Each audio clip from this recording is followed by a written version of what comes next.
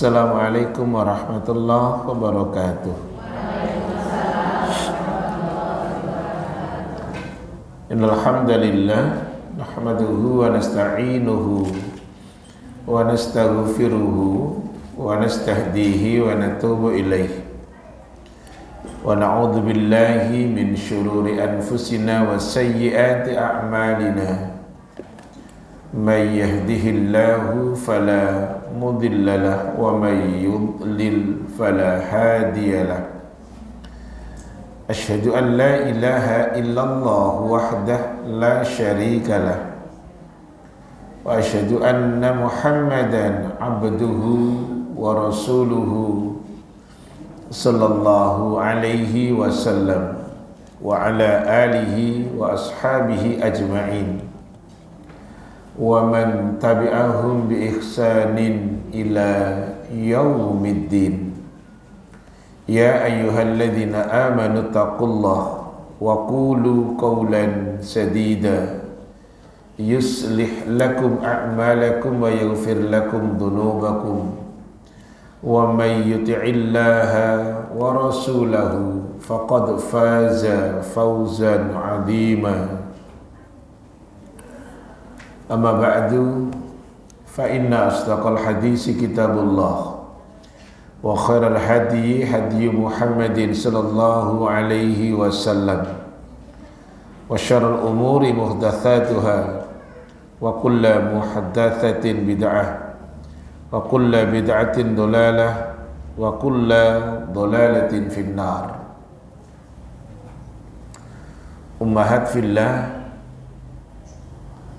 a'azzakunallah wa iyyakunna jami'a.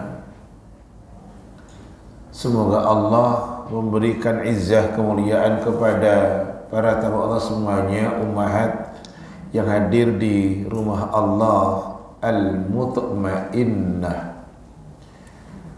Kita sampaikan pujian serta sanjungan untuk Allah Jalla wa'ala semata yang telah mengaruniakan kepada kita segala karunia-Nya, segala kenikmatan, sehingga pagi menjelang siang ini Allah Ta'ala izinkan kita berada di rumah-Nya. Semoga kita termasuk di antara hamba-hambanya yang pandai mensyukuri dengan kenikmatan yang ada. Karena ada hadis Rasulullah SAW yang beliau sampaikan, ni'matani maghbunun fihima kathirun minan nasi as-sihhatu wal faragh, yang artinya ada dua kenikmatan yang kebanyakan manusia tertipu dengan dua kenikmatan itu, yaitu nikmat sehat dan waktu luang. Mudah-mudahan dengan kesehatan dan waktu luang yang Allah Ta'ala berikan kepada kita, sanggup kita memanfaatkannya sesuai dengan arahan Sang Pemberi kenikmatan. Dengan nama-nama Allah yang husna, sifat-sifat yang ulia, kita berdoa, Allahumma inna nas'aluka ilman nafi'a wa rizqan tayyiba wa amalan mutaqabbala.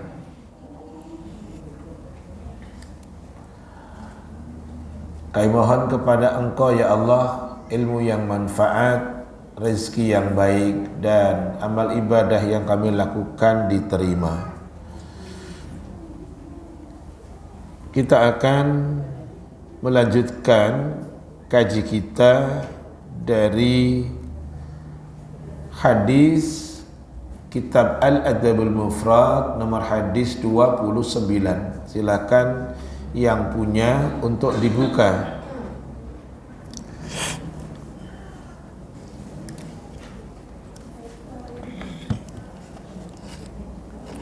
Nomor 29. itu berbicara tentang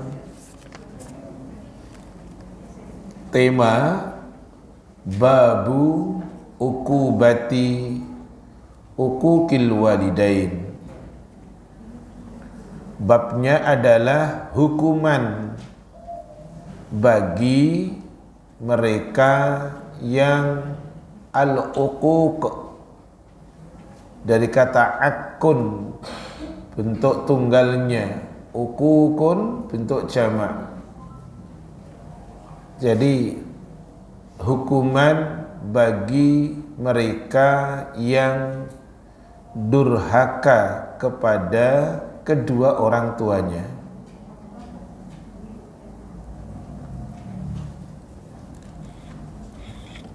Saudari kita memberikan tema yang sangat cantik dengan bahasanya.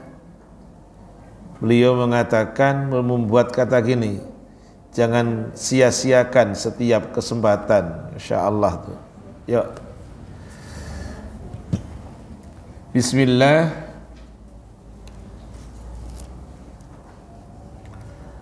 Haddatsana Abdullah bin Yazid. Kata Imam Bukhari, Abdullah bin Yazid telah mengatakan kepada diri kau. Qal, ia berkata Abdurrahman bin Yazid, haddatsana Uyainah bin Abdurrahman. Uyainah bin Abdurrahman telah mengatakan kepada diriku, kata Abdullah bin Yazid, an abihi, dari bapaknya Uyainah bin Abdurrahman, an Abi Bakrah, dari Abu Bakrah radhiyallahu an, anin Nabiyyi sallallahu alaihi wasallam qala, dari Nabi sallallahu alaihi wasallam beliaunya bersabda, ma min dzanbin, tidak ada dari suatu dosa. Anak ulang, ma min dzanbin, tidak ada dari satu dosa,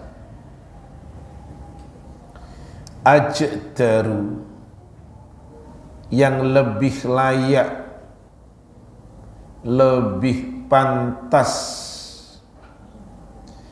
ayu ajjala, dosa itu disegerakan. Maka ada kata takjil, ya. Maka ada kata apa? Takjil. Kalau orang berpuasa itu artinya apa takjil? Segera, bukan lontong sama bala-bala. Kalau panitia Ramadan kan tidak gitu, tolong takjilnya disiapkan gitu. Jadi pemikiran orang takjil ya pasti kalau enggak lontong isi oncom sama gorengan. Nah itu masalahnya. Yo, ma min dzanbin ajdaru ayyu ajjala. Manya berarti tidak ada dari satu dosa yang ajdaru, dosa itu lebih layak, lebih pantas, ayyu ajjala, disegerakan dosa itu, li sahibihi, bagi pelaku dosa,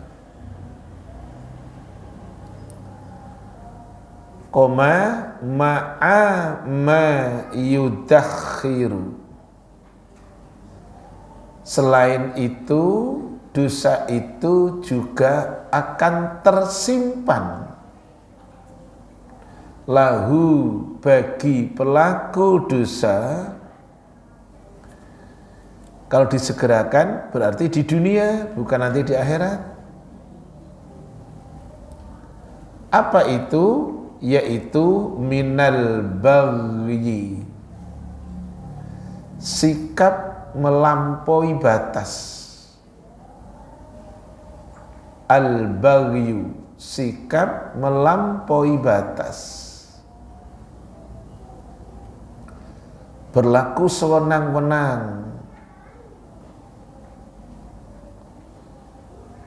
Kemudian yang kedua, wa qati'atir rahim, memutuskan rahim. Yang dimaksud memutuskan rahim di sini adalah terkait dengan tema memutuskan rahim dengan orang tua. Apalagi kita tahu posisi orang tua, kita buka dalil sekarang ya. Apalagi posisi orang tua itu adalah setelah posisi Allah, haknya Allah. Setelah orang tua baru karib kerabat. Setelah karib kerabat, anak yatim, orang miskin. Setelah anak yatim, orang miskin, tetangga dekat, tetangga jauh. Jadi zalim memutuskan kepada orang tua lebih zalim, lebih besar dosanya ketimbang memutuskan silah hubungan dengan tetangga. Nanti tak tunjukkan dalil, nanti jenengan akan ketemu. Selanjutkan, memutuskan rahim, hubungan dengan orang tua, dosanya lebih besar ketimbang memutuskan rahim dengan karib kerabat. Tuh, hati-hati sekali. Ingat, orang tua sampai kapanpun tetap orang tua. Pernah kan jenengan maaf dengar kata-kata ini? Ada bekas suami, ada bekas istri, tapi tidak ada bekas orang tua. Karena sampai kapanpun, jangankan seiman, tidak seiman saja, tetap orang tua. Baik, sekarang kita tengok dalilnya. Sebelum saya tunjukkan fawaidnya dari hadis tadi. Pertama, dibuka suratnya 4 ayatnya 36. Di mana posisi orang tua? Nanti akan ketemu tuh. Yuk, yang baca monggo, mic-nya diambil, dipakai.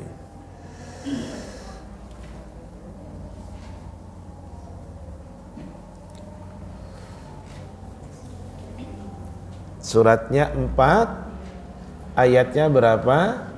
36. Dan sembahlah Allah, dan janganlah kamu mempersekutukannya dengan sesuatu apapun. Dan berbuat baiklah kepada kedua orang tua, karib kerabat, anak-anak yatim, orang-orang miskin, tetangga dekat dan tetangga jauh, teman sejawat, ibnu sabil dan hamba sahaya yang kamu miliki.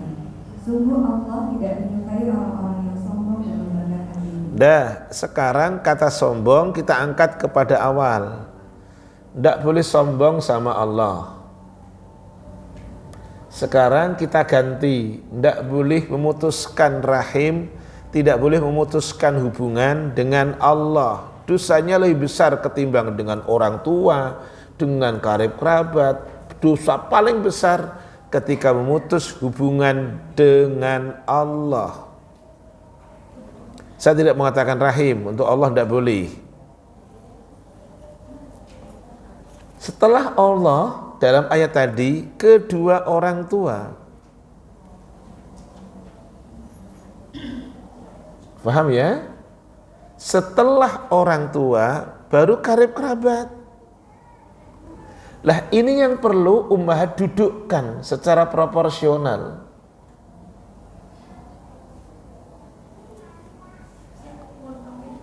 Tafadhali. Hati-hati di jalan, fi amanillah. Semoga Allah selamatkan. Jauh lebih penting, monggo. Saya lanjutkan ya. Setelah Allah orang tua. Haknya Allah berarti apa? Di atas orang tua, di atas kerabat, di atas anak yatim, di atas orang miskin, semuanya. Haknya Allah terpenuhi, mesti. Setelah Allah orang tua. Dahulukan orang tua ketimbang karib kerabat. Dahulukan orang tua ketimbang anak yatim, orang miskin. Dahulukan orang tua ketimbang tetangga dekat, tetangga jauh.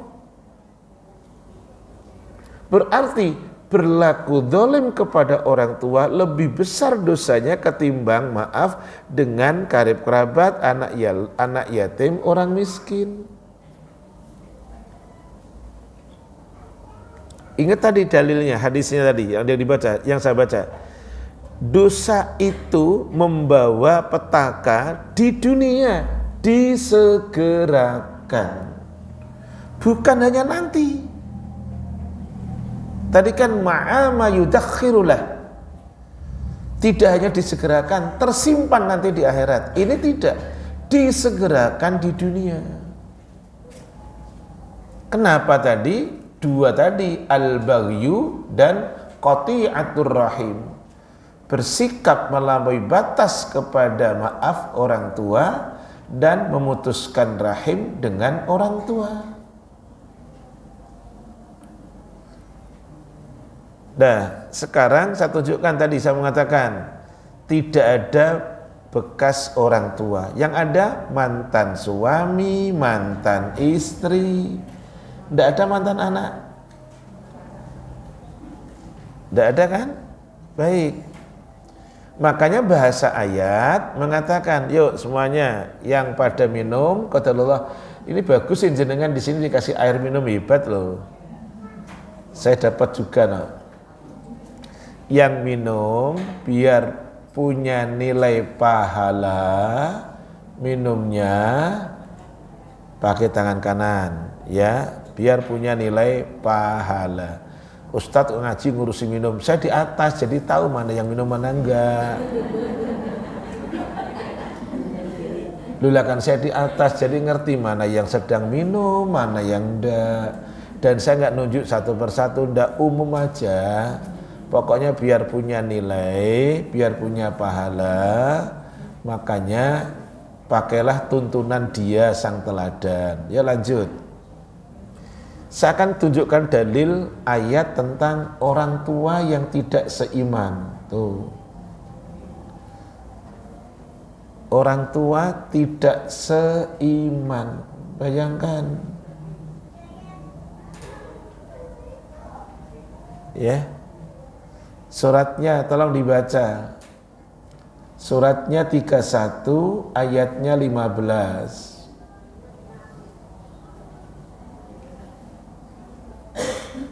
Nanti ada kata-kata cantik nanti di dalam ayat ini. Wa sahibhuma fid dunya ma'rufa. Nanti ada kata-kata itu. Monggo yang tidak mencatat qadarullah, tolong untuk menyimak, mendengarkan dengan baik. Qadarullah AC-nya dingin ya, nikmati dengan setuju, tapi balik lagi gitu ya. Karena kalau setuju tidak balik ya begini, daripada jenengan ngobrol nanti nggak dapat pahala loh. Ya, yuk monggo dibaca. Dan jika keduanya memaksamu untuk menyekutukan aku dengan sesuatu yang engkau tidak mempunyai ilmu tentangku, maka janganlah engkau menaati keduanya. Dan pergaulilah keduanya di dunia dengan baik. Dan ikutilah jalan dunia, dan ikutilah jalan orang yang kembali kepadaku. Kemudian hanya kepadaku tempat kembalimu, maka akan aku beritahukan kepadamu apa yang telah kamu kerjakan. Ini pangkal ayat, Allah bilang begini, jika keduanya dalam kurung orang tua mengajak anaknya untuk melakukan hal yang paling buruk sekalipun dalam kurung kesyirikan, kamu jangan taat. Bahasanya ayat begitu. Jika orang tua ngajak hal yang paling buruk saja, kan diantaranya banyak contoh-contoh seperti itu dalam hal kekinian. Orang tua nyuruh Mbak, Duk, tolong itu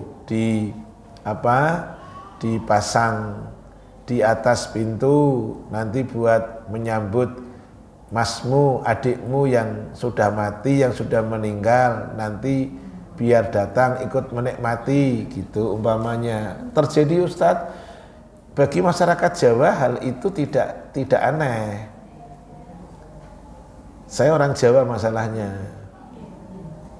Ketupat, ya kan, apa saja itu dipasang menjelang apa? Lebaran. Tuh orang Jawa tuh. Nah, artinya hal itu kan jelas nuansanya berbau kesyirikan. Umpamanya mau hajatan, mau sunatan. Pas qadarullah punyanya duit bulan Muharram, nanti setelah Dzulhijjah ini. Orang Jawa bukan Muharram, Suro. Tuh yang orang Jawa manggut-manggut semuanya tahu Suro, bukan Suro Menggolo, Suro. Suaminya ini orang Suro ini, orang Tegal, tahu Suro. Orang Jawa memandang bulan Suro itu bulan yang bahasa Jawa ini nyolowadi, bulan yang sangat mengerikan. Jadi nggak boleh mantu bulan Suro, nggak boleh nyunatin anak bulan Suro, nanti akan terjadi malapetaka. Tuh si putrinya yang sudah ngaji di Al-Mutmainah dibilangin, Duk, nggak usah nanti, ojo nanti pas bulan Suro, pas bulan aja, bulan yang lain, bulan Sofar juga jangan gitu. Apa itu bulan Safar? Orang bilang Sapar. Itu sudah berbau yang jelas-jelas berbau dekat dengan kesyirikan. Anak yang sudah ngerti bisa jelasin paling tidak. Tapi ingat tadi dibaca oleh pembaca. Allah bilang begini, kamu jangan taat ke keduanya, tapi ingat pergaulilah keduanya di dunia dengan cara yang baik. Masya Allah tuh, tidak diusir pergi dari rumah kita, tetap dilayani. Itu makna ayat. Dah, baik. Selanjutnya kita akan melihat yang pertama, larangan bersikap melampaui batas. Tak tunjukkan dalilnya. Yang pertama, ya,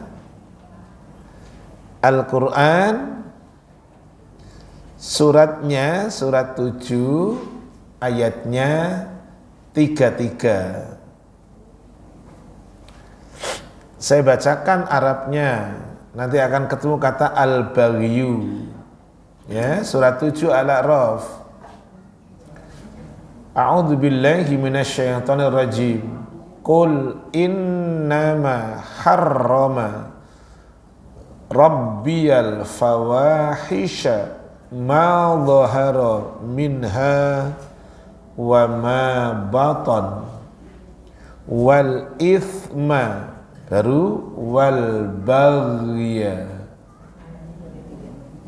bi ghairil haqqi wa an tusyriku billahi ma lam yunazzil bihi sultana wa an taqulu 'ala Allahi ma la ta'lamun. Artikan. Katakanlah Muhammad, Tuhanku hanya mengharamkan segala perbuatan keji yang terlihat dan yang tersembunyi. Terus Perbuatan dosa, perbuatan zalim tanpa alasan yang benar, dan mengharamkan kamu mempersekutukan Allah dengan sesuatu, sedangkan Dia tidak menurunkan alasan untuk itu, dan mengharamkan kamu membicarakan tentang Allah apa yang tidak kamu ketahui. tuh, perhatikan. Nanti ada lagi, tak tunjukkan, nanti gak usah dibaca, cukup dicatat aja, cukup diterjemahkan. Perhatikan ayat berapa tadi? 33 surat 7. Yang Allah haramkan adalah perbuatan keji, al-fahisyah, jamaknya al-fawahish. Contoh keji apa? Zina.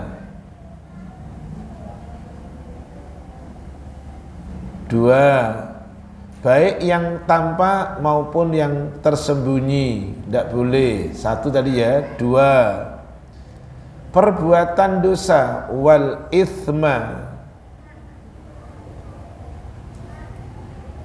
Kemudian tiga, wal baghya. Apa itu al baghya? Zalim, sikap melampaui batas, berlaku sewenang-wenang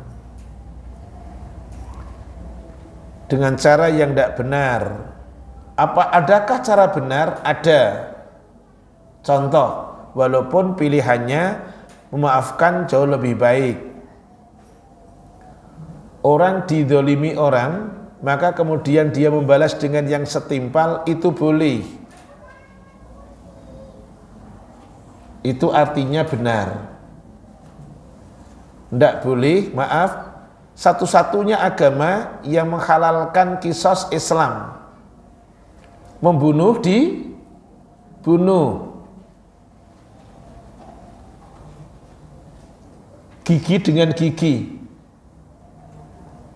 pipi dengan pipi, ditampar balas tampar, itu qisas.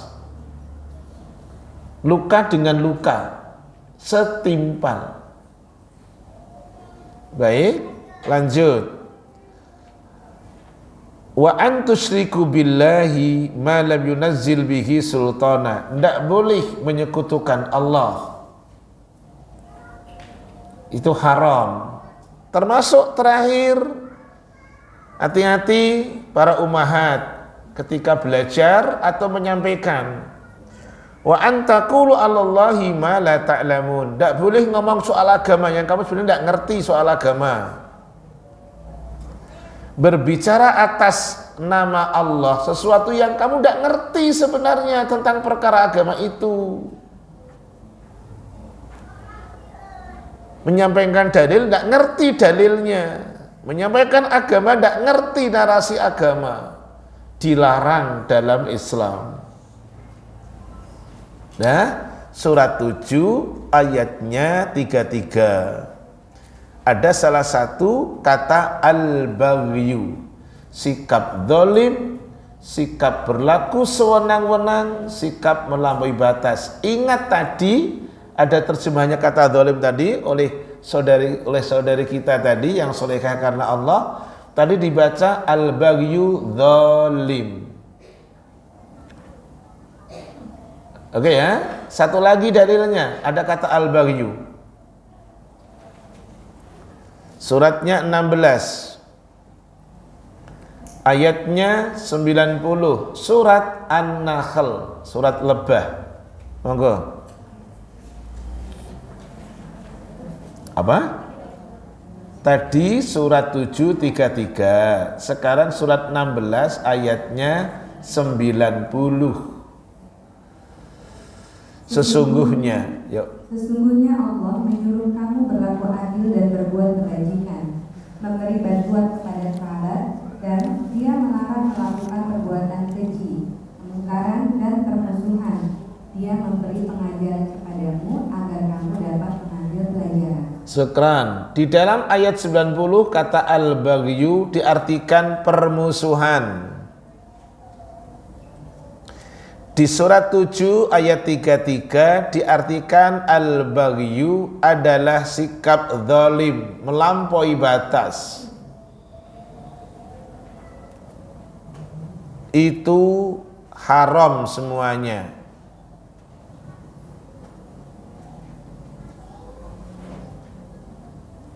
Sudah?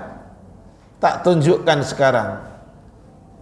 Itu disegerakan di dunia. Oke ya? Apa tadi yang disegerakan? Apa? Hukumannya. Pertanyaan saya demikian sekarang. Pertanyaannya, kalau siksa itu hukuman itu disegerakan di dunia, siapa yang kena?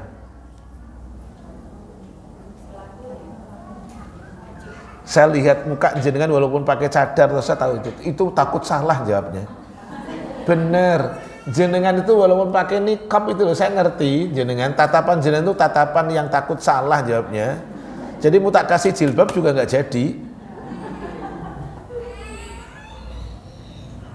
Coba, siapa yang kena? Siapa? Pelakunya, nggak jadi dapat hadiah. Yo, buka suratnya, surat 8 ayatnya 25.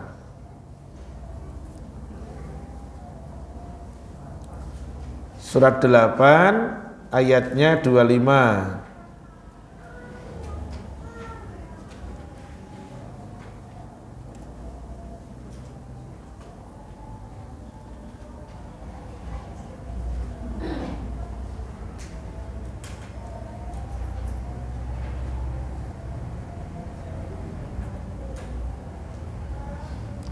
Silakan. Dan peliharalah dirimu dari siksaan yang tidak hanya menimpa orang-orang yang zalim saja di antara kamu. Ketahuilah bahwa Allah sangat keras siksanya. Syukran. Saya akan minta tolong membaca hadis ini.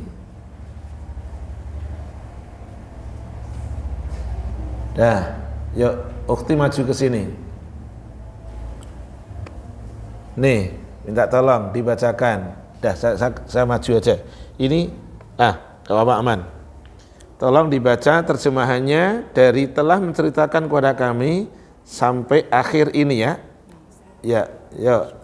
Afwan, perhatikan karena ini adalah tafsir.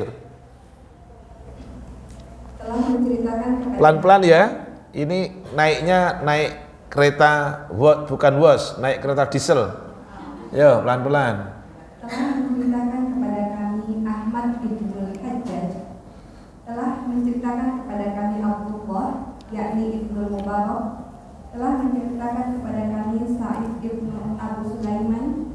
Ia pernah mendengar Abdi ibnu Abdi al-Kindi mengatakan bahwa telah menceritakan kepadanya seorang maula bekas budak kepada kami bahwa ia pernah mendengar kakeknya yakni Abdi ibnu Umayyah mengatakan bahwa ia pernah mendengar Rasulullah Shallallahu Alaihi Wasallam bersabda. Perhatikan ini, masuk ke poin. Yuk lanjut.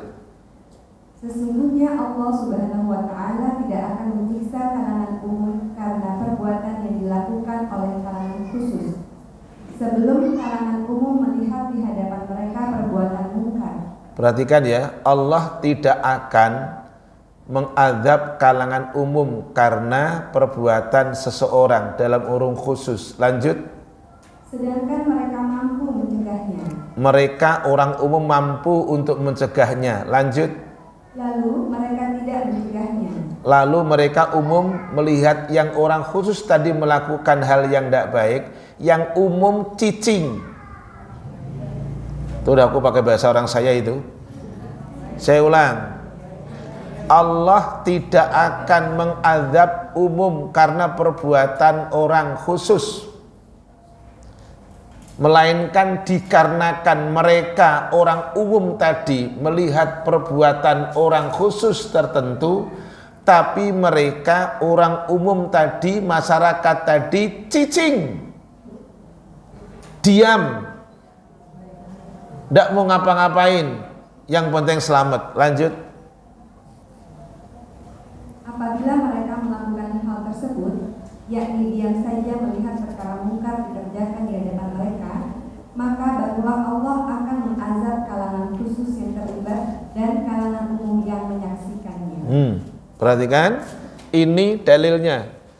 Sini ukhti, tak suruh baca satu lagi. Ini sekarang yang nanya sini, yang nanya sekarang istri beliau, Ummu Salamah. Perhatikan. Ukhti, Afan jangan duduk dulu. Maaf ya, ini bukan ngerjain loh. Loh yo, enggak, ini bukan ngerjain. Sebentar, ada satu lagi. Yaitu Ummu Salamah istri beliau yang tepat sekali nih. Ini silakan sini ukhti. Telah menceritakan sampai ini. Dari sini telah menceritakan sampai Allah Subhanahu wa taala. Oke ya? Taib. Iya. Nah, di sini tidak apa-apa. Daripada nanti jauh-jauh berdiri lagi. Perhatikan. Telah menceritakan kepada kami Husain, telah menceritakan kepada kami Khalaf ibnu Khalifah dari Lais, dari Alqamah ibnu Maqsad, dari Al-Ma'rur ibnu Suwaid. Sebentar, yang dibaca ini rentetan sanadnya hadis ya. Lanjut. Dari Ummu Salamah. Lah, ini istri beliau nih. Dari Ummu Salamah radhiyallahu anha, dikasih itu. Dari Ummu Salamah radhiyallahu anha, istri Nabi sallallahu alaihi wasallam. Terus Yang mengatakan bahwa ia pernah mendengar Rasulullah sallallahu alaihi wasallam bersabda, apabila perbuatan-perbuatan maksiat muncul di kalangan umatku, maka Allah menimpakan azab dari sisinya kepada mereka secara menyeluruh. Secara menyeluruh. Jadi soleh kena, ndak soleh kena. Ahli Quran kena, yang ndak seneng Quran kena. Itu namanya menyeluruh. Lanjut. Ummu Salamah radhiyallahu anha bertanya, Ya. wahai Rasulullah, bagaimanakah bila di antara mereka terdapat orang-orang yang soleh? Tuh, istrinya yang solehah nanya tuh, Rasul, gimana kalau mereka di tengah-tengah mereka ada yang orang yang senang sholat, yang senang baca Quran, yang senang berbagi? Rasulullah Shallallahu Alaihi Wasallam menjawab, ya, ikut tertimpa azab pula. Ummu Salamah radhiyallahu anhu bertanya. Ummu Salamah radhiyallahu anha bertanya. Iya. Lalu bagaimanakah nasib mereka selanjutnya? Terus? Rasulullah Shallallahu Alaihi Wasallam bersabda, orang-orang saleh itu ikut tertimpa azab yang menimpa kaumnya, kemudian mendapat ampunan dan ridho dari Allah Subhanahu Wa Taala. Syukran. Ya. Inilah dalil yang beliau baca. Jadi sewaktu maaf kena gempa, ikut kena? Kena, ikut merasakan. Sewaktu maaf Villa Nusa Indah kena banjir sampai maaf sampai atap rumah, kena juga? Yuk kena. Paham ya? Bedanya tadi dijawab, mereka dapat ridhonya Allah dan dapat ampunannya. Tapi di dunianya podo kelengere.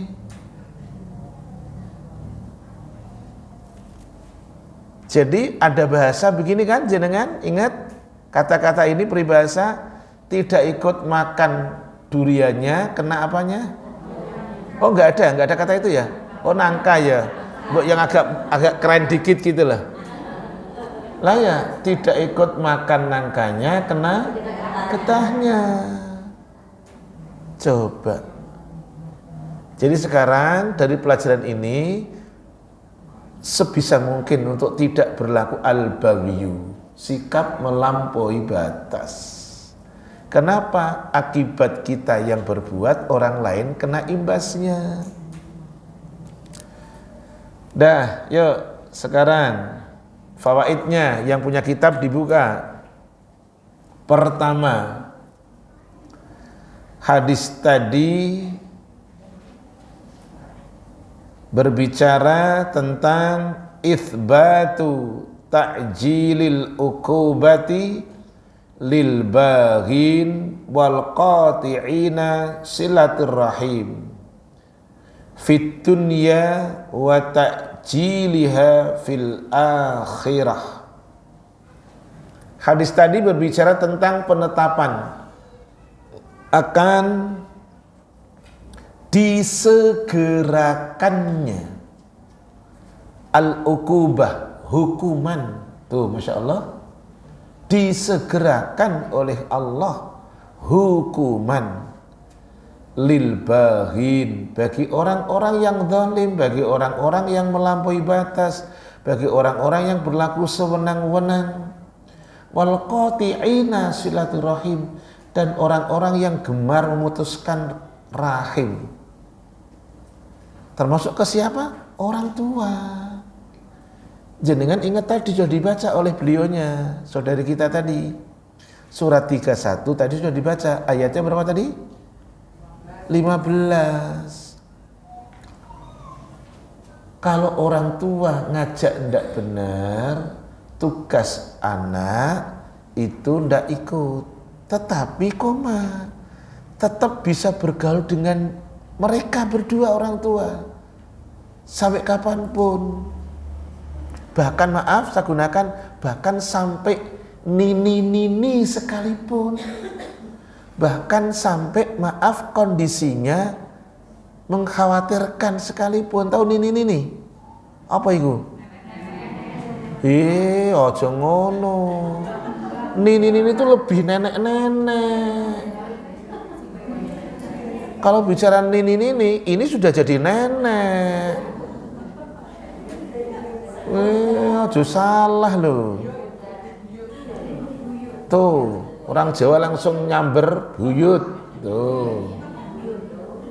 Sekarang tak kasih dalilnya ayat biar jenengan tambah cerah mukanya, punya semangat untuk menyambung, semangat untuk berlaku baik dengan orang tua. Tak kasih dalil ayatnya. Tapi maaf, yang megang HP tidak ada catatan kaki, adanya kaki. Gitu. Jadi yang dibaca apa? Quran terjemah. Yuk buka suratnya 36. Suratnya berapa? 36. Surat apa itu? Yasin. Jangan bilang jantungnya Quran loh ya. Itu hadisnya lemah. Ayo baca. Wah, aku belum ngasih ayat. Dalam golek dhewe apa?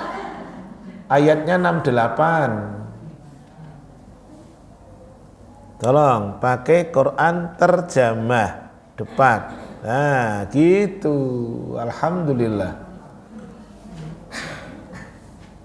Jadi kalau yang megang HP pasti nggak ada catatan kaki. Halo ya betul, Bang nggak ada kok. Ya baca. Dan barang siapa? Dan barang siapa kami panjangkan umurnya, niscaya kami kembalikan dia kepada awal kejadiannya. Terus? Maka mengapa mereka tidak mengerti? Perhatikan, yang HP terjemahannya begitu, yang Quran depan terjemahannya begitu. Dan ini ungkapan umum. Siapapun orangnya, bener wis. Nah, sekarang catatan kaki, dengerin. Yuk dibaca, paling bawah. Ayo toh. Ada catatan kaki, kalau nggak ada berarti Qurannya rada murah itu. Ada. Wong ada kok. Menjadi apa gitu loh. Lu ada lo kok. Dan kurang sehat. Kurang akal. Ojo ngarang toh. Yo, lihat dia dikarang ya. Kembali menjadi lemah dan kurang akal seperti anak kecil. Ini catatan kaki. Coba. Yang bikin bukan ulama MUI, bukan. Yang menjelaskan para sahabat Rasulullah SAW yang hidup di era Rasul. Ayat ini bentuknya umum. Tapi kalau itu umum, posisikan, dudukkan ke orang tua umum, yaitu menjadi apa tadi? Lemah dan kurang sehat atau kurang akal? Oh, kurang akal, tadi kurang sehat, ya kan? Tapi kalau kurang duit tadi gitu. Coba kurang akal. Seperti apa? Anak kecil. Yuk, jenengan perhatikan ke depan. Kata-kata gini.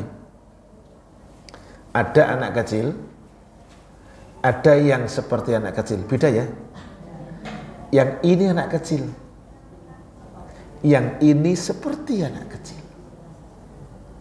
Secara perlakuan mesti sama. Tapi secara secara makanan beda. Perlakuan mesti sama.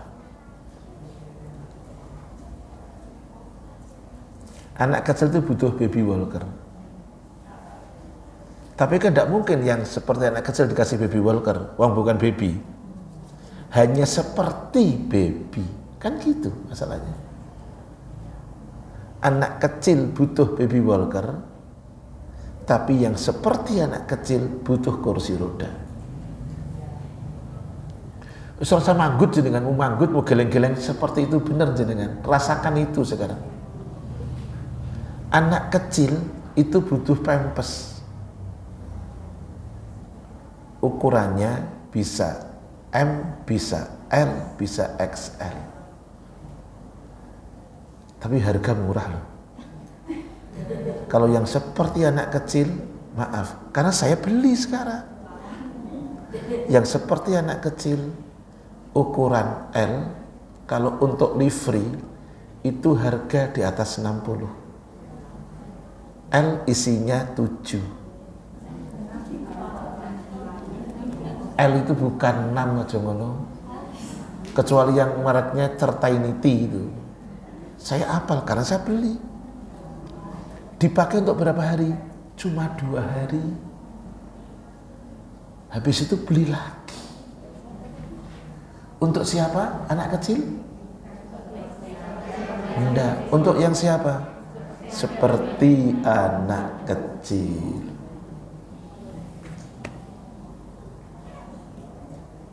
Itu ya. Perlakuan mesti sama. Dengan anak kecil sayang. Dengan yang seperti anak kecil tidak bisa ngelawan. Benar tidak bisa. Kita benar aja masih salah, apalagi salah. Jadi sekarang dudukkan tadi yang barusan ayat dibaca, Masya Allah. Sementara saya ingat surga itu di bawah telapak kaki dia. Berarti nyari duitnya pagi sampai malam sampai sore, ya tidak lain diantaranya untuk itu. Keluarga kita mesti maaf terasupi makanan, tapi ada yang lebih terasupi, dia. Gitu. Anak kecil, maaf yang jenengan yang sudah tahu, jangan yang melahirkan. Anak kecil tuh maaf pupnya belum bau. Pipisnya juga kayak gitu, jangan udah tahu lah. Tapi yang seperti anak kecil, dah, ya rasakan sendiri nanti. Gitu, ya. Yuk lanjut. Saya ulang. Hadis tadi berisi tentang penetapan di mana disegerakannya hukuman di dunia bagi pelaku kezaliman,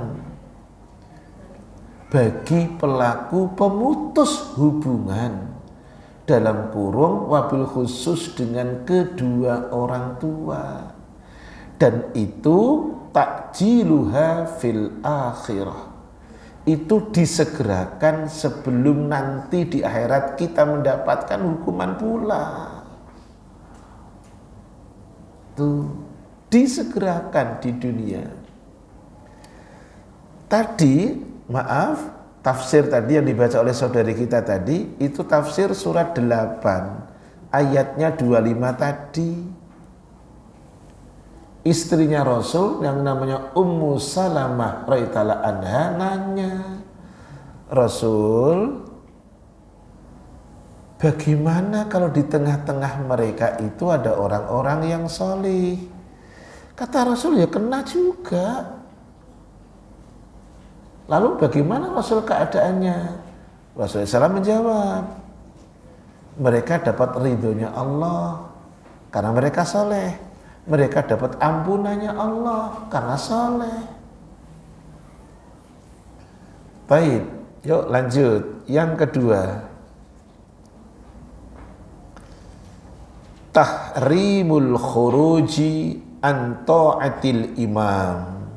Nomor 2. Nanti tak tunjukkan. Kayaknya belum nyampe. Betul. Nomor 2, fawaidnya tidak boleh memboikot kepada pemimpin. Oh, sudah pernah. Hadis nomor 18 dulu. Ya, hadis nomor 18 dulu. Itu yang dinasihati adalah Abu Darda radhiyallahu anhu. Ada 9 nasihat yang disampaikan oleh Rasulullah SAW kepada Abu Darda radhiyallahu anhu. Salah satunya tidak boleh melawan atau menentang pemimpin. Ada kan? Halo? Enggak. Ukti Rere lagi nyari. Udah ketemu? Ada kan? Nomor 18 saya bacakan. Tidak boleh menyekutukan Allah. Benar tak? Nomor 18, sekalipun kamu itu dipotong atau dibakar, tidak boleh meninggalkan sholat. Sudah? Kasih nomor deh. Nomor 3, tidak boleh minum khamr. Dah? Yang keempat, taati orang tua. Sudah? Nomor 5, jangan menentang atau melawan pemimpin. Ini meskipun kamu benar. Nah sekarang ini sama. Tidak boleh memboikot pemimpin. Sejelek apapun dia, itu pemimpin kita. Tapi ingat, kalau pemimpin itu nyuruh yang berbuat maksiat, jangan ditaati. Jangankan pemimpin kita, orang tua aja tidak boleh ditaati. Tapi memboikot tidak boleh. Oh, lanjut. Nomor 3, silaturrahimi wajibatun. Silaturrahim itu wajib. Wabil khusus ke siapa? Ke orang tua. Karena konteksnya orang tua loh. Silaturahim itu wajib. Ke siapa? Orang tua. Sampai kapan? Sampai ini kita kasih hadiah itu sayang hadiah ya. Jenengan pas belum bener masalahnya. Coba sampai kapan? Ini jenengan, aku senang lihat jenengan, walaupun jenengan pakai niqab atau enggak toh, ketahuan jenengan tuh takut salah misalnya. Padahal enggak didenda loh, ngaji di Alut Mainah tuh jatuh salah tuh enggak didenda. Bener loh. Berbakti ke orang tua, nyambung ke orang tua itu sampai kapanpun. Enggak dibatasi, maaf, ketika ajal sudah datang, enggak. Karena berbakti ke orang tua ada 2, saat hidup dan saat sudah meninggal, nyambung terus. Masa jenengan nggak doain? Nah, doa jenengan itulah silah hubungan. Doanya jenengan itu ke bapak ibu itu kalau sudah ada itu hubungan loh. Jadi silaturahim wajib, tidak bisa tidak. Dan waqati'atuha maksiyatun kabirah. Memutuskan rahim, memutuskan silaturahim adalah maksiat, dosa yang sangat besar. Makanya salah satu muqaddimahnya Rasulullah SAW, ingat-ingat nih, ketika beliau menyampaikan khutbah adalah pentingnya, wajibnya menjaga silaturahim. Gitu, saya ulang ya. Salah satu muqaddimah Rasul ketika khutbah adalah disuruhnya kita menjaga silaturahim. Dalilnya mana Ustadz? Suratnya 4, ayatnya 1. Diingat-ingat.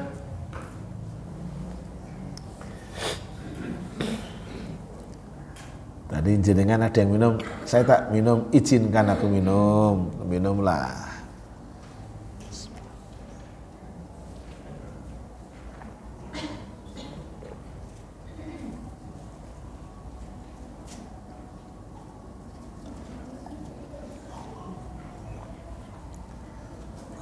Silakan.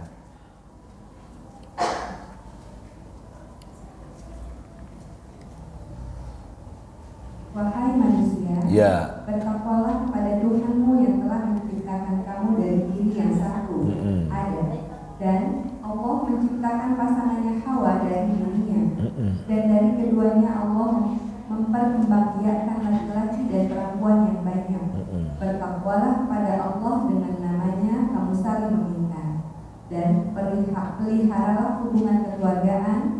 Sesungguhnya Allah selalu menjaga dan mengawasi. Ini dalil, peliharalah akan silaturahim, kekeluargaan. Ini mukadimah beliau loh Rasulullah SAW. Yuk, Ukhti Rere, saya izin, boleh langsung ngasih hadiah sekarang? Boleh. Kita sampai jam 10.30 ya. Saya jangan kebablasan lagi. Tak kasih hadiah, karena untuk ummahat itu hadiahnya tak kasih ini dulu, jilbab.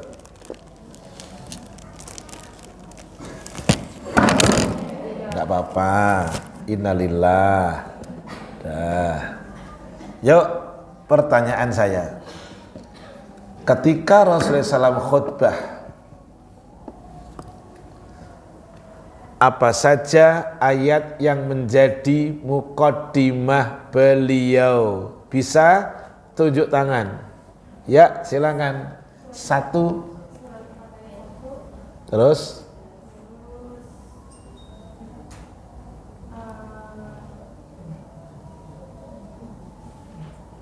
yang jelas bocorannya sudah ada. Surat 4 ayat. Nanti dulu, kalau nanti yang lain anak lain nunjuk. Surat 31 ayat 15. Oke. Ada lagi. Itu muqaddimah loh. Bukan pelajaran hari ini loh. Muqaddimah kalau Rasul menyampaikan khutbah. Wih, langsung googling loh, Masya Allah. Yuk, ganti yang lain. Siapa? Bisa. Ayat 4, surat 4 ayat 1 aja. Yaudah, enggak, ada lagi. 14. 4 ayat 11. Enggak. Ya, siapa? Saya sampai kukur-kukur saya benar gatel, Pak.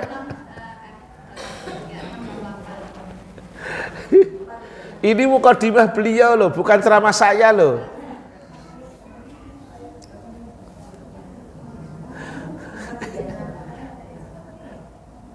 Ini googling.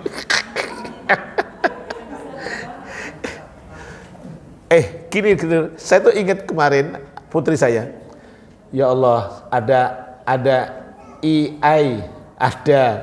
Terus apa lagi sekarang googling.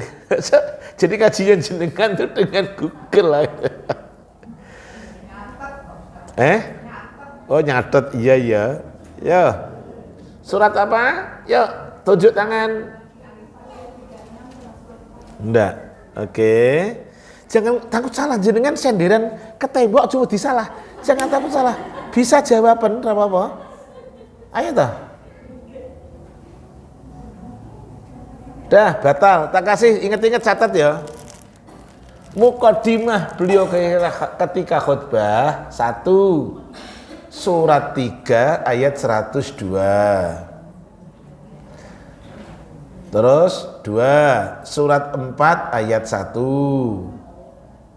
3 suratnya 33 ayat 70 dan 71. Dah itu kok pakai oi. Oh ngono jajal wis. Lah ya jajal. Oh kan saya bilang muqaddimah ketika beliau jangan bilang belum belajar loh, jenengan bisa googling loh, bener. Muqaddimah ketika Rasul khutbah itu mesti itu. Dah lanjut. Kita masuk di hadis nomor 30 sekarang. Masih satu bab, yaitu bab siksaan bagi orang yang durhaka kepada kedua orang tua, ya. Hadis nomor 30, perhatikan yang punya. Haddatsana Hasan bin Bishr. Kata Imam Bukhari, Hasan bin Bishr telah mengatakan kepada diriku. Hasan bin Bishr mengatakan, haddatsana Hakam bin Abdul Malik. Hakam bin Abdul Malik telah mengatakan kepada diriku, kata Hasan bin Bishr, an Qatadah dari Qatadah, anil Hasan dari Hasan, an Imran bin Husain dari Imran bin Husain radhiyallahu anhu. Qal, ia berkata, qala Rasulullah sallallahu alaihi wasallam, Rasulullah SAW bersabda dalam kurung bertanya kepada mereka para sahabatnya. Pertanyaannya Rasul, perhatikan, ma taquluna fi zina wa syurbil khamri was saraqah. Rasul bertanya, wahai para sahabatku, apa pendapat kalian? Apa yang kalian katakan? Apa pendapat kalian mengenai zina, mengenai minum khamar, dan mengenai mencuri? Ada 3 pertanyaan, ada 3 masalah. Wahai para sahabatku, tanya Rasul, apa pendapat kalian mengenai perbuatan zina? Terus minum khamr, terus mencuri.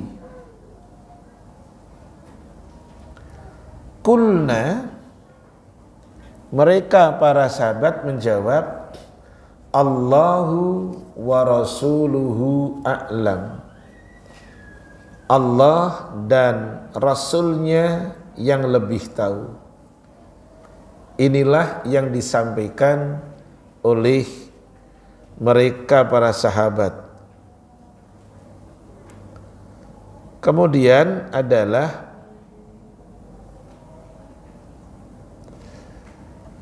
qal, Rasul berikan jawaban, hunna al-fawahish. Semuanya tadi itu adalah perbuatan keji. Al-fawahish adalah jamak dari fahishatun. Dijelaskan di sini, al-fahishah adalah sesuatu yang sangat buruk. Baik itu perkataan minal aqwal wal af'al. Baik itu perkataan maupun perbuatan. Selama itu buruk, maka itu termasuk fahishah.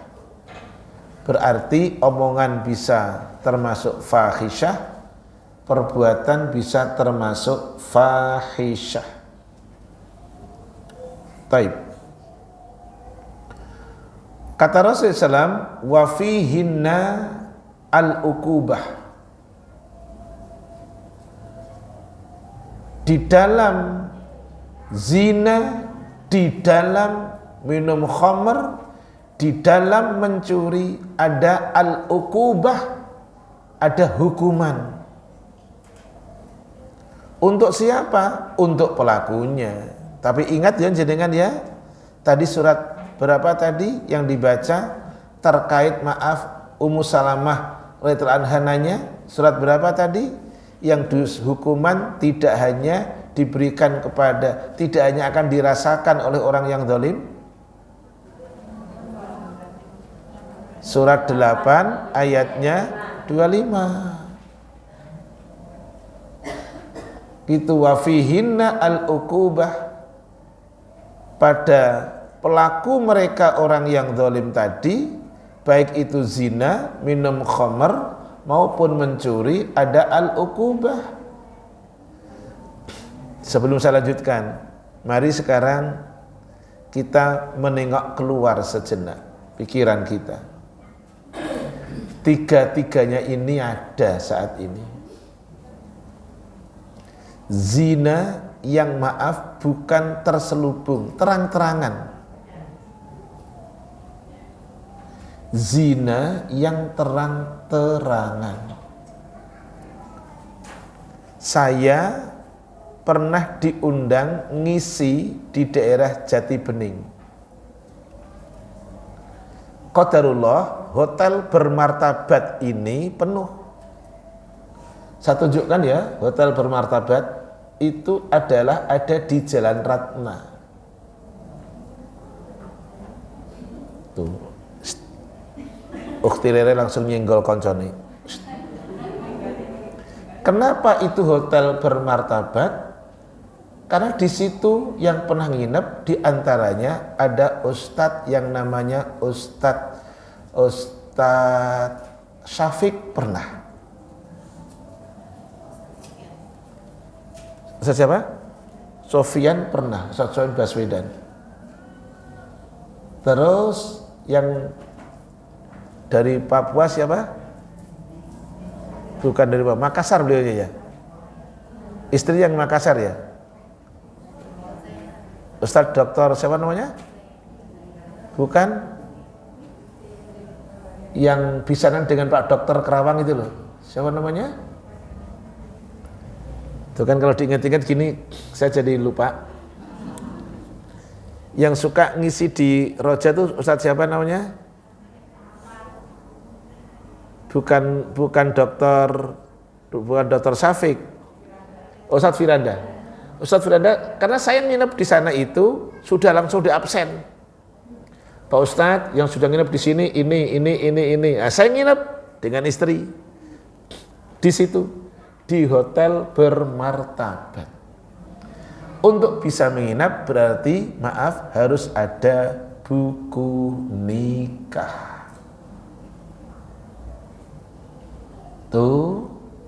Itu namanya hotel bermartabat. Sementara yang tidak kata bermartabat seabrek-abrek. Tuh bahasanya oke. Ya. Sekarang kedai minum khamr sudah nggak ditutup-tutupi, biasa aja. Maaf ya, saya nggak akan bicara kafe terlalu mahal. Setiap penjual jamu di pinggir jalan itu di bawah mejanya, di showcase-nya itu ada minuman yang memabukkan, yang dengan kandungan alkoholnya tinggi, disimpan di showcase-nya. Itu pasti. Kenapa saya bisa pastikan? Saya tinggal di Kerawang. Ada mereka yang jualan seperti itu dan bukan satu dua, banyak. Orang Jawa kalau sudah pakai U itu udah superlatif, sehingga mubalaghah. Banyak itu, akeh itu biasa. Kalau udah akeh, wah itu sudah beda lagi. Ya, lah ini loh mencuri. Aduh, saya main nonton apa itu YouTube yang dibagikan oleh jamaah. Aduh, malu saya. Pakaiannya begitu, ternyata ya Allah di dalamnya diisi semuanya. Aduh, memalukan sama yang pakai yang dipakai sama teman-teman di sini kan. Dah, yuk lanjut lihat di kitab. Rasul mengatakan, ala unabbiukum. Kata Rasulullah SAW kepada para sahabatnya, maukah kalian aku beri kabar bi akbaril kabair, tentang dosa-dosa yang besar di antara dosa-dosa besar yang ada. Mau enggak kalian aku kabarkan tentang tadi dosa-dosa yang besar di antara dosa besar yang ada. Kata Rasulullah SAW yang pertama, asyirku billahi azza wa jalla, menyekutukan Allah azza wa jalla. Nanti tak suruh baca ini ya, nanti tak tunjukkan tafsir. Jenengan belum pernah ketemu dengan tafsir ini. Satu, menyekutukan Allah Azza wa Jalla adalah dosa paling besar. Koma di kitab wa uququl walidaini, durhaka kepada kedua orang tua. Ingat yang tadi saya sampaikan, mau dia orang tuanya muslim atau tidak muslim, tidak boleh durhaka. Lanjut. Wa kana muttaqian. Rasul menyampaikan itu posisinya Rasul yang duduknya bersandar. Kemudian fahtaqarra. Kemudian Rasul duduknya tegak, tadinya layeh-layeh sambil menyampaikan. Kemudian duduk dengan tegak, ikhtaqarra. Kemudian Rasul mengatakan lanjutan tentang dosa besar. Az-zur, sumpah palsu, perkataan kotor, itu dosa besar. Saksi palsu, sumpah palsu, segala yang tidak bagus, palsu, itu dosa besar. Begitu? Di sini ditunjukkan 3. Padahal ingat, dosa besar itu banyak. Kalau yang megang kitab Ukhtirere sama ini, dosa besar itu di hadis itu juga dosa besar di hadis nomor 18 itu banyak, ada 9. Nomor 18 itu ada 9 yang disampaikan, maaf, itu dosa besar semuanya.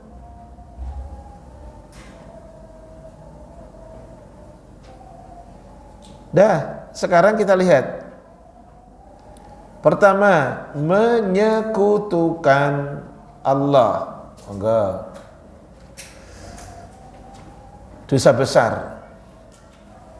Yuk, tak tunjukkan dulu. Jangan baca, ya. Ini tafsirnya. Ukhti Afan.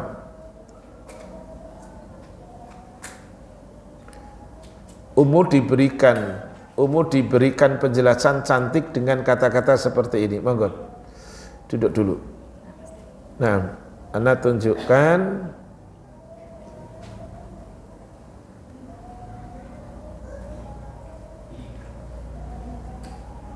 sebentar, ini agak panjang, nggak apa-apa. Jadi ini adalah perkataan Yahya alaihi salam. Ini perkataan Yahya alaihi salam. Ya, monggo dibaca ini. Nanti tak stop aja ya karena panjang. Panjang. Imam Ahmad mengatakan, ya. Dah, dari Imam Ahmad mengatakan, nanti saya stop. Fadhil. Perhatikan ya. Perhatikan cara Nabi Yahya. Nabi Yahya itu putra siapa?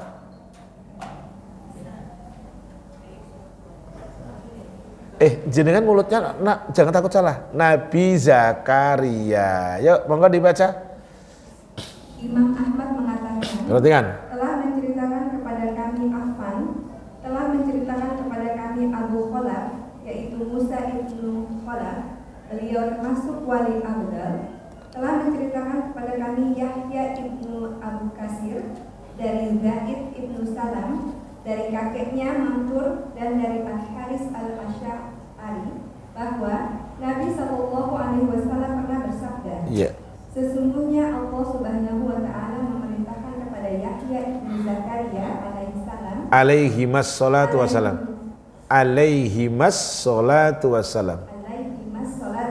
Iya, karena 2 orang. Terus untuk mengamalkan 5 kalimat dan memerintahkan kepada Bani Israel untuk mengamalkannya. Iya, Bani Israel ya, terus akan tetapi hampir saja Yahya alaihissalam terlambat mengamalkannya. Terus lalu Isa alaihissalam berkata kepadanya, sesungguhnya kamu telah diperintahkan untuk mengamalkan 5 kalimat. Terus kamu pun memerintahkan kepada Bani Israel agar mereka mengamalkannya. Terus apakah kamu yang menyampaikan atau diriku yang menyampaikan? Terus itu kata Isa. Lanjut. Yahya menjawab, hai saudaraku, sesungguhnya aku merasa takut jika kamu yang menyampaikannya. Terus nanti aku akan diazab atau dikutuk. Terus kemudian Yahya ibnu Zakaria mengumpulkan kaum Bani Israel di Baitul Muqaddas hingga masjid menjadi penuh oleh Baitul Muqaddas atau Baitul Maqdis ya. Terus Yahya duduk di atas tempat yang tinggi lalu memuji dan menyanjung Allah Subhanahu wa taala.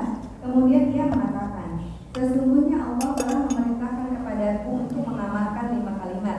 Dia memerintahkan pula kepada kalian agar mengamalkannya. Pertama, hendaklah kalian menyembah Allah dan janganlah kalian mempersekutukannya. perhatikan ini ya. Seulang, Yahya alaihi salam ngomong ke Bani Israel. Nanti nggak saya sampaikan 5 ya, 1 aja karena panjang. Kata Yahya ke Bani Israel, kamu ibadah ke Allah ya, jangan menyekutukan Allah dengan apapun. Kata siapa? Yahya alaihi salam, Nabi Yahya alaihi salam. Lanjut.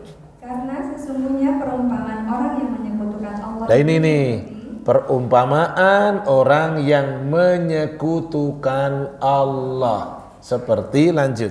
Keadaan seorang lelaki yang membeli seorang budak dengan uangnya sendiri secara murni, baik uang perak ataupun uang emas. Lalu si budak bekerja dan memberikan hasil penjualan jasanya itu kepada selain tuannya. Terus. Maka siapakah di antara kalian yang suka diperlakukan seperti demikian? Terus. Sesungguhnya Allah lah yang menciptakan kalian dan yang memberi rezeki kalian. Cukup, makasih. Syukran. Ya, jazakallah. Perhatikan gambaran orang yang menyekutukan Allah seperti orang yang membeli budak. Budak itu bukan ART loh ya. Budak itu kelas paling rendah, sudra. Dalam bahasa dalam bahasanya dalam bahasa yang paling rendah itu sudra, paling tinggi brahmana kalau dalam agama Hindu. Sudra itu kalau orang Jawa bilang gedibal, paling bawah pokoknya. Budak itu tidak punya opsi pilihan, tidak ada. Saya tak keluar, tidak bisa, wong dia seperti binatang ditransaksikan kok. Dia bisa dijual, dia bisa dibeli. Ini orang beli budak dengan hartanya yang murni, bisa pakai uang emas atau uang perak, bayangan. Kemudian si budak ini kerja, tapi loh kok hasilnya diserahkan ke bukan tuannya. Sementara kita budaknya Allah. Mestinya kita kerja untuk Allah. Kerja kita apa? Ya ibadah. Wong jenengan maaf pernah baca itu jangan suka ngomong kan, iyyaka na'budu, iya, hanya kepada Engkau Allah kami beribadah. Kata ibadah itu dari kata abada, na'budu, orangnya abdun. Di antara arti abdun itu budak, ngono. Jadi kita ini adalah hambanya Allah, manutnya ke Allah. Jadi orang yang menyekutukan Allah seperti orang yang punya budak, lu kok kerjanya ke orang lain. Sementara Allah yang menciptakan kita, mestinya kerjanya sama yang menciptakan. Allah yang ngasih rizki kita, mestinya kita kerja dengan yang ngasih rizki kita. Itulah menyekutukan Allah. Kerja tapi bukan ke Allah, kerja tapi dengan makhluknya, itu menyekutukan Allah. Fawaidnya dibaca yang akan datang. Yuk pertanyaan 1, 2, monggo.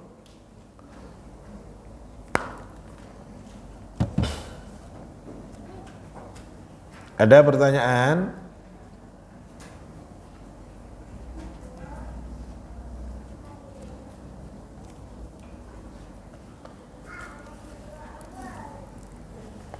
Ada? Jangan takut salah jenengan nanya. Apa saya bagian nanya? Gimana? Ukhti Rere setuju? Tak balik sekarang? Saya yang nanya.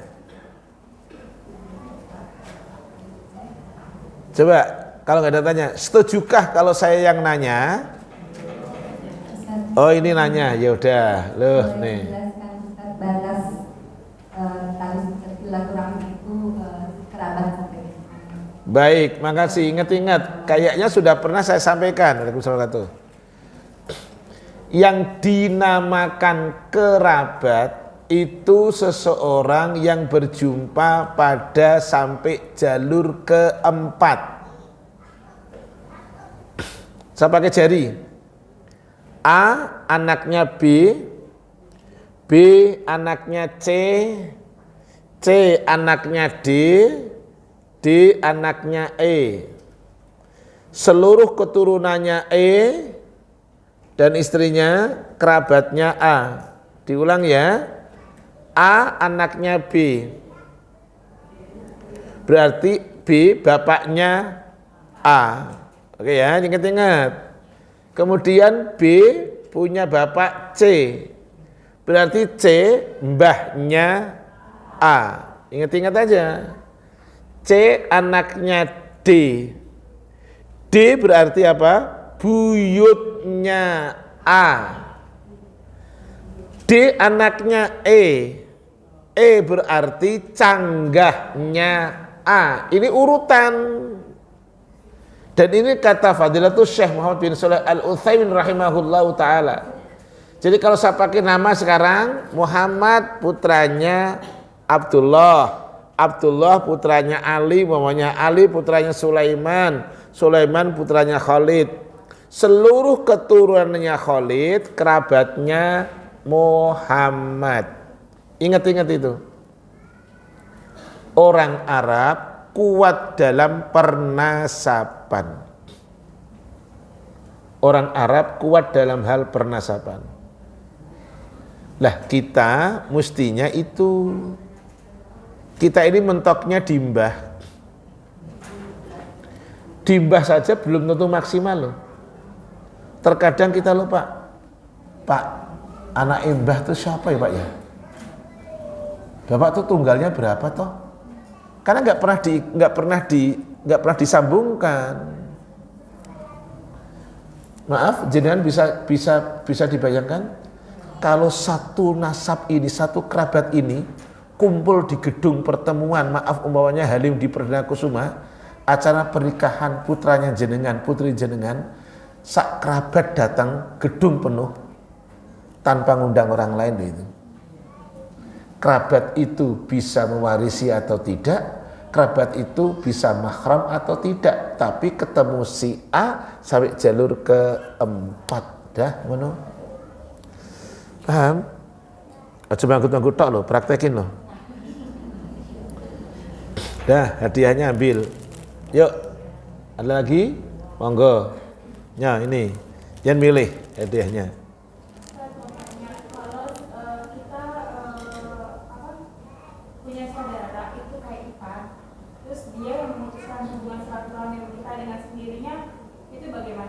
Baik, yang baca, yang bawa kitab. Loh, tak kasih jawaban. Ngaku ngapal ke ya. Tolong dibaca hadis nomor 52. Yo hadiahnya. Jenengan hadiahnya yang mana? Ini apa? Ya, dah. Ya deh, biar sini, jangan Quran. Ini jangan ini. Jangan. Enggak direkomendasikan sama Ukti Rere ya. Ya monggo. Dari Abu Hurairah, ia berkata, Iya. seorang laki-laki mendatangi Nabi SAW. Perhatikan ya, ini apa namanya, jawaban cantik betul ini. Ya lanjut. Seraya berkata, wahai Rasulullah, aku mempunyai keluarga yang aku sambung silaturahmi mereka, tetapi mereka. Aku punya keluarga atau kerabat di situ. Di sini keluarga. Ya udah nggak apa-apa. Di punya Ukti Rere keluarga atau kerabat? Keluarga sama. Keluarga ya. Ya udah. Redaksi Arabnya kerabat. Innali kurobatan. Gitu redaksi Arabnya. Ya udah nggak apa-apa. Nggak usah diganti. Terus? Aku mempunyai keluarga atau kerabat yang aku sambung silaturahmi mereka. Terus? Tetapi mereka memutus.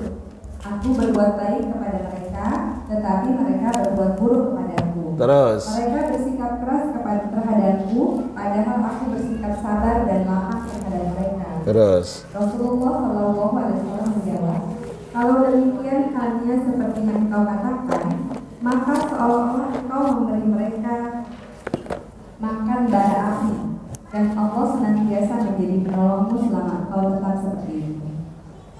jelas ya. Jenengan karena ini Adabul Mufrad ini bisa diklik di Google, jenengan asal pelajaran besok apa, hadis berapa, langsung bisa diklik di Google. Perhatikan tuh. Saya punya kerabat Rasul, aku baik, mereka buruk. Aku sabar, mereka jahat tetap jahat. Aku nyambung, mereka mutus Rasul. Tuh coba, surah enak kabeh itu, udah gak enak semuanya itu. Aku nyambung, mereka mutus. Saya coba salaman, mereka tidak mau. Saya tegur, saya salam, assalamualaikum, lam. Gitu, coba Rasul. Gimana cara Rasul? Kata Rasul, la in kunta kama takul. Jika benar yang kamu katakan seperti itu, ka'annama tusifuhum al-mal. Seolah-olah kamu telah memberikan makan debu yang panas dari neraka untuk dia. Tapi senantiasa pertolongan Allah akan diberikan kepada kamu kalau kamu tetap bersikap seperti itu terus, tetap nyambung, tetap sabar, tetap baik, walaupun mereka ngempret kamu. Aku pakai bahasa ngempret coba wes. Ya kan? Udah ya? Demikian hadisnya, ada jawabannya toh? Sekran bikutumikunna fi hadzal makan fi baitillah al-mutmainnah wa jazakunallah. Kita tutup subhanaka Allahumma bihamdik asyhadu an la ilaha illa anta astaghfiruka wa atubu ilaik. Assalamualaikum warahmatullahi wabarakatuh.